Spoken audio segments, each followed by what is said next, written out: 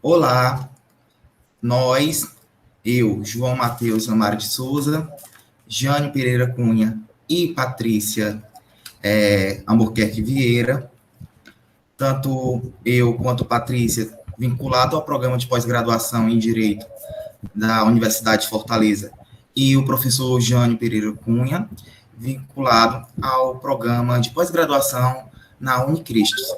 Iremos apresentar, na segunda jornada virtual internacional em pesquisa científica, o resumo e o artigo científico, intitulado Novos Sujeitos de Direito e Viragem Ecocêntrica, a viabilidade do reconhecimento do sujeito não humano.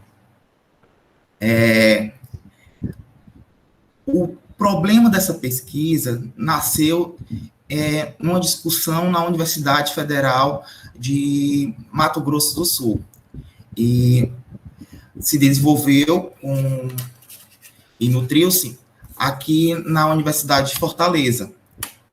Então, nesse artigo, a gente busca fazer uma investigação sobre se a viragem ecocêntrica proposta por Alberto Acosta, ela possibilita um reconhecimento dos seres não humanos como sujeitos de direitos.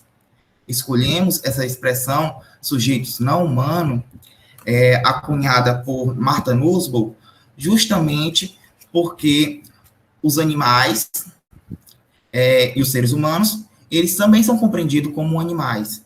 A fauna e a flora estão insertos nesses sujeitos não humanos. Mas, nesse trabalho, destacamos-se principalmente os animais, a fauna. Desenvolve-se, então, uma pesquisa bibliográfica e documental, com abordagem qualitativa e uma finalidade descritiva e explicativa sobre um método hipotético-dedutivo. A nossa apresentação será dividida em 3 partes. Na primeira parte, eu, João Matheus, irei expor e convido a toda a comunidade acadêmica para colaborar com a pesquisa, manifestando as suas opiniões críticas, sugestões e algumas dicas de referências bibliográficas, se acharem pertinentes. No primeiro momento, falaremos sobre a conjuntura ambiental, e, posteriormente, a Patrícia falará sobre aquilo que se entende por uma expansão dos direitos dos sujeitos não humanos, e, por fim, o professor Jânio finalizará com a conclusão. Entende-se que a compreensão antropocêntrica, ela tem ocasionado diversos problemas na humanidade. Tanto é que no relatório de avaliação do painel intergovernamental sobre mudanças climáticas de 2017, ele demonstrou que o aquecimento da Terra é um fato, e as suas causas estão associadas não a causas naturais, mas causas relacionadas ao comportamento do homem.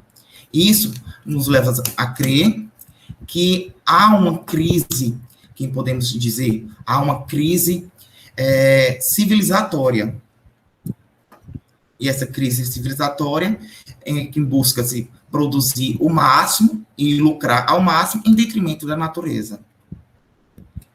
Então, entende-se que, por necessário, diante dessa crise civilizatória e dos malefícios que tem ocasionado para a natureza, e que é necessário se adequar o desenvolvimento econômico a um desenvolvimento ambiental, havendo um desenvolvimento sustentável.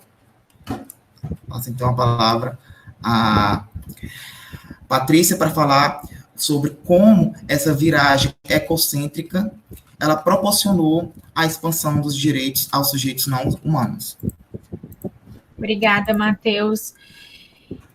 O Matheus, ele pincelou um pouco a crise civilizatória, e inserida nessa crise civilizatória está a extinção de espécies, que é um dos grandes problemas trazidos pelas ações antrópicas sobre o meio ambiente.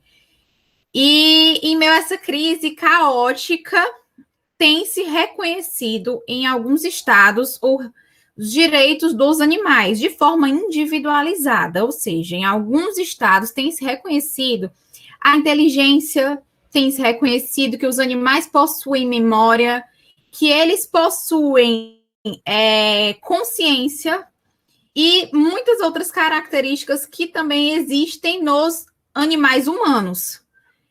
E dado todo esse reconhecimento que alguns países, como, por exemplo, o Canadá, Nova Zelândia, Austrália, o Japão, têm feito e tem se voltado a algumas espécies, alguns outros países também não têm procedido com os mesmos direitos, não têm reconhecido, não têm se prestado a respeitar os animais da forma como alguns outros países têm se portado. Então, não há uma modificação generalizada. Existe um progresso, existe um avanço em relação ao reconhecimento do direito dos animais, mas esse avanço, ele não está acontecendo de maneira a surtir o necessário efeito que garanta, que reduza, de fato, a extinção de espécies e reduza, inclusive, o sofrimento que eles vêm passando em razão de necessidades e até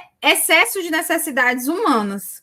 Então, com isso, eu passo a palavra para o professor Jânio, para que ele conclua a necessidade para além dessas pontuações que vem acontecendo no mundo, dessa evolução que significaria uma mudança geral, uma manutenção das espécies, não somente não humanas, como também das humanas, porque nós todos somos interdependentes. Obrigada.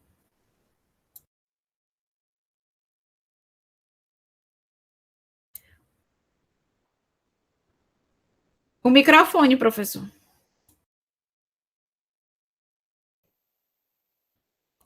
Obrigado, Patrícia. Obrigado, João Matheus.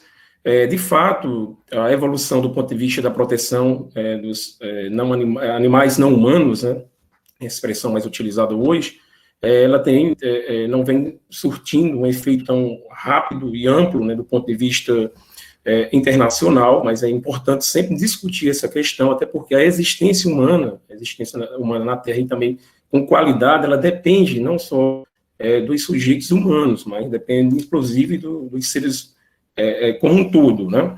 E quando a gente observa, por exemplo, a proteção que muitas vezes o direito atribui a outros elementos não humanos, né, como, por exemplo, a propriedade privada, que são criadas, geralmente se criam ficções jurídicas, né, para fazer a proteção da propriedade, da posse e de outros elementos, a gente não vê isso direcionado para os animais, né, não humanos, como, por exemplo, a fauna, para a flora, e isso tem ocasionado um problema muito sério do ponto de vista até mesmo da sobrevivência da espécie humana aqui na Terra. Então, muitas vezes o que se tem é um forte, né, preconceito, né, você tem um preconceito que isso, em relação a esses outros animais, né, não humanos, né, e que isso gerou uma discriminação do ponto de vista jurídico, porque as pessoas humanas foram consideradas titulares de direito, enquanto aqueles, né, não humanos acabaram recebendo, no máximo, uma proteção muito fluida, uma proteção não forte do ponto de vista jurídico.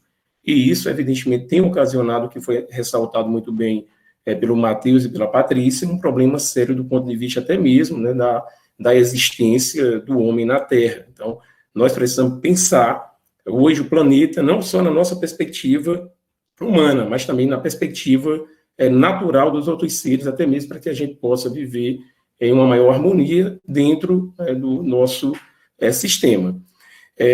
Agradeço aqui a oportunidade, né, que foi concedida a todos nós, né, pela segunda jornada virtual internacional em pesquisa científica, né, eu acho que um grande evento que está acontecendo agora, então nós agradecemos por essa oportunidade e ficamos aí à disposição de todos vocês que queiram debater, dialogar mais sobre um tema tão central e importante para a nossa sobrevivência na Terra. Então, muito obrigado a todos vocês.